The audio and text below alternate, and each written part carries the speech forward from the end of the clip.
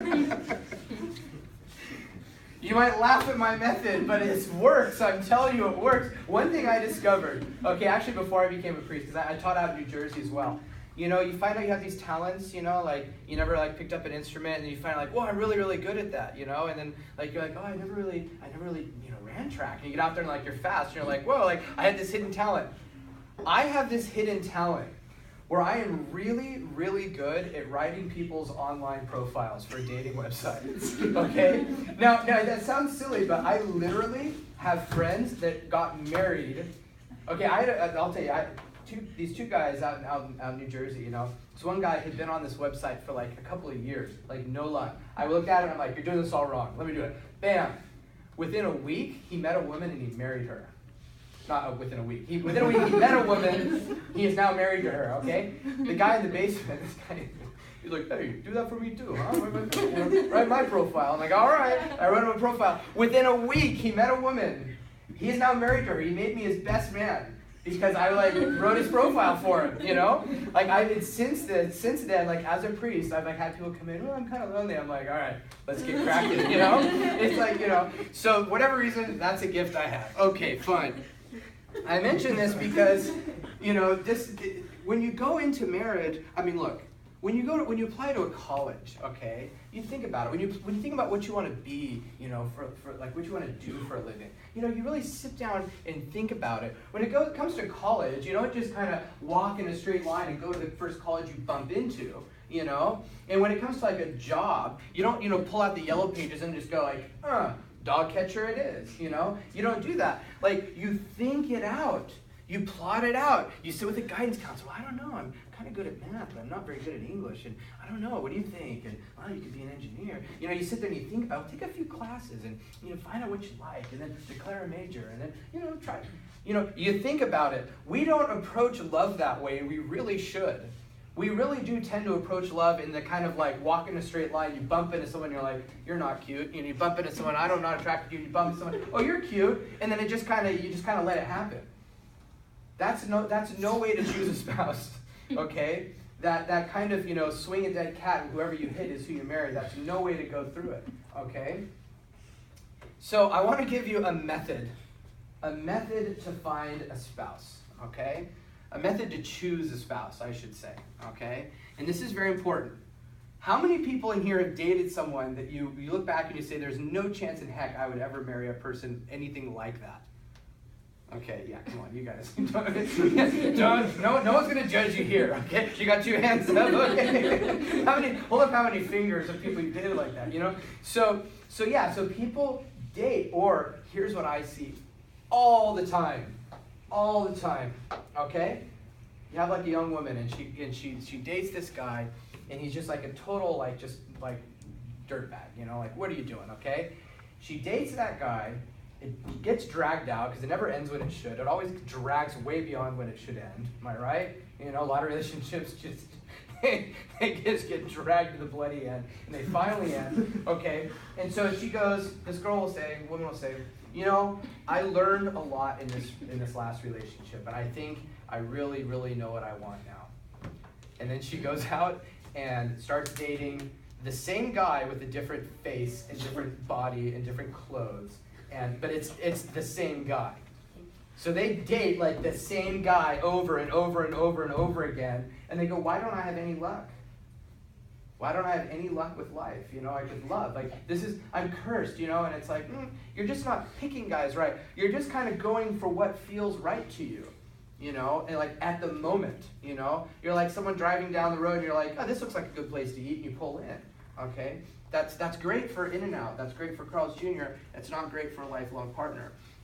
So here's what I recommend doing. Do you mind if I erase this here? Okay. You do these 3 things. And you're going to be well on your way to making a smart decision leading to lifelong happiness. You make 3 lists, okay?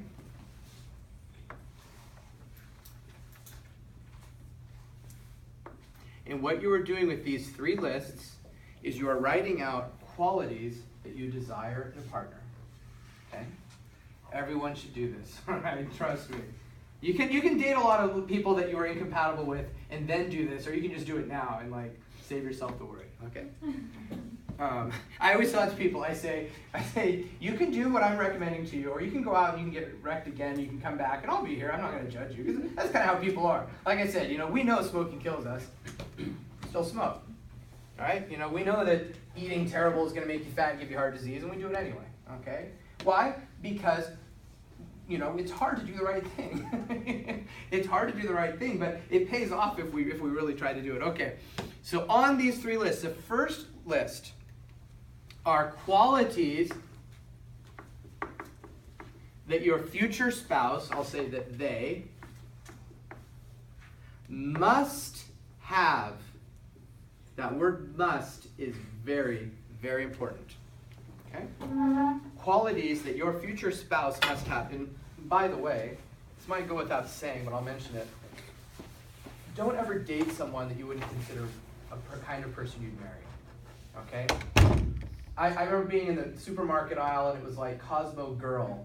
And there's a hot place in hell for the inventor of Cosmo Girl, okay? It says on the cover, the 5 guys you should make out with before you graduate. And it was like, the jock, the this, the that, the emo guy. And I'm just thinking like, for what nightmare of some demon did this magazine spring forth, Like, that is just the worst way to do it. Even when I don't care if you're 14, don't date someone that you wouldn't consider a marriageable person, a marriageable person, okay? You don't want to practice. It's like you don't want to practice for the track meet by eating a bunch of chicken wings and saying, but I'm going to work real hard when it's time to run. No, you train by running. You train by doing the thing you want to get good at. So date the kind of people you want to marry, and then you'll really be getting the good practice. All right? Don't be like, well, he's popular or she's hot. Other than that, I mean, for a little while she'll do. Don't date that way. You'll develop bad habits, and you'll find it hard to break those habits. You'll then start feeling inclined to continue dating the people that you dated before that it didn't work out. So, number 1 on this list of qualities that they must have should always be attraction. Okay? We've talked a lot about like the biology and the chemicals and all of these things. Do not, under any circumstances, say, well, he'll do. He's got a job, his hair is pretty trimmed, whatevs. Okay? Don't date someone that looks good on paper. Don't do it. If the attraction is not there, forget it. Attraction is your body's way of telling you that this person would be a suitable partner. Okay? There's a lot of other things you have to look at, okay, to make sure if they're really a suitable partner, but the first sign will be that you're attracted to them. Okay, and that's a very deep brain thing. Okay? The heart wants what it wants. Okay? I say that when I go to In-N-Out. Even when I'm blowing my diet, the heart wants what it wants, okay? But the idea is, you've got to listen to what your body is saying in that sense, okay? If you are not attracted to somebody, that is a sign that you are not meant to be with them, okay? But attraction is not a sign that that's the one for you, but it's like you've passed through the first gate, okay? Secondly, and you'll see why I have it this way, okay? Qualities that they really should have. And you'll see why I make this distinction, okay? It is important to distinguish between qualities that a person must have versus qualities that you really, really want them to have. There is just a difference between those two, okay? So for example, you already got attraction on that first list. There's got to be things like, you want to say they've got to be drug-free. Okay, your list is going to be different than what I'm saying. I'm just saying random things. Except the attraction, that should be the first thing on everybody's list. But beyond that, you want to say, maybe for you want to say that person has to be drug-free. That person has to be employed. That person has to, certain qualities that they must have. And the reason for this second list is so that you can distinguish, do they really have to have it? Because you might say, oh, I want them to have a college degree. But then it's like, well, maybe you meet someone that's like, they didn't go to college, but they went to the army or something, and they're doing all right, and they're making a nice money, and you go, oh, I goofed, okay? You want to have qualities they must have versus qualities that they really should have, okay? Like you might say, well, I want to be with somebody who, doesn't have any children. Is that really a must-have, or is that it would be really nice if? Okay? So that's going to be different for everybody. You have got to discern, okay? You might say, I come from an alcoholic family. I cannot be with a person who drinks. I cannot do it. That's a must-have, okay? Once you have these first two lists, and I'll talk about the third in a moment, you've already accomplished something very, very important. Because what this means is that if you go out and you meet some girl, or you're on your online profile and you see this guy, and you're just like, whoa, man, like, I'm so blown away by this person. I can't stop thinking about them. This feels so right. This feels magical. But they do not match the qualities on your must list. You must drop them. You must. Okay? Don't even fool around with this. Don't even fool around with this. Well, I know I shouldn't, but. You know you shouldn't, but your life is going to be hell for the next 5 years. So that's what's going to happen. Don't go that way. Because guess what? You're going to meet someone else, and you're going to have all the same feelings. You're going to have all those same feelings for someone else. Okay? So don't say the stronger of an attraction I have is a sign that I'm especially meant to be with them. I'm going to tell you right now, if you take that philosophy, you're going to cheat on your spouse. Because what's going to happen is you're going to be in that disintegration stage, and you're going to meet someone else, and you're going to say, I've never felt this way before. It's the music, and there's all you need is cartoon birds flying around you and landing on your shoulder. This feels so right, but it is so wrong. It really is. You cannot trust just those feelings. Feelings are important, but on their own, they are not enough. And they can lead you down the path of destruction and sadness for you and many people, okay? So if that person is not on your must list, even though it's going to feel like kind of a breakup before you even started dating, you can't do it. Get away. Find someone else, okay? The third list.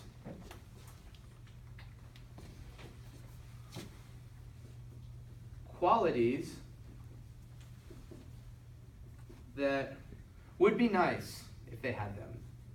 And I'll tell you why we have this list. There could be like a little thing like this, like, they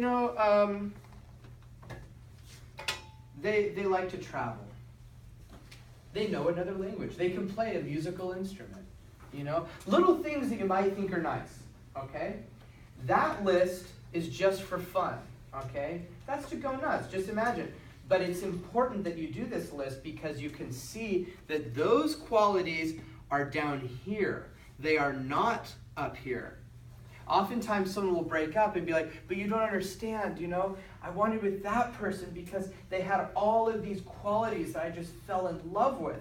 More often than not, they're going to be down here.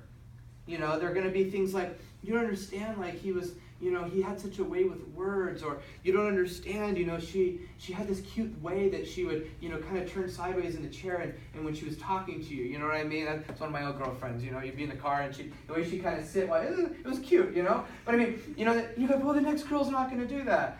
Here's the thing, the next girl's going to do different things. That's going to really be really cool and really the way she twirls her hair or whatever, like some cute little thing, okay? Oh, it's really neat, she's been to a lot of countries, or she's, there are going to be these other qualities. Write them because they're fun.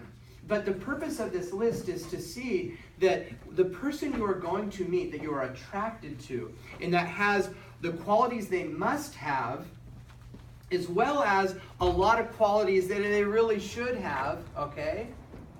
That they're going to have completely different things on number 3, and you're going to be just okay with that. You're going to be just okay. That's why you write that list. So you can say, that's something that's going to be different for everybody. And things that I could have never anticipated about this person.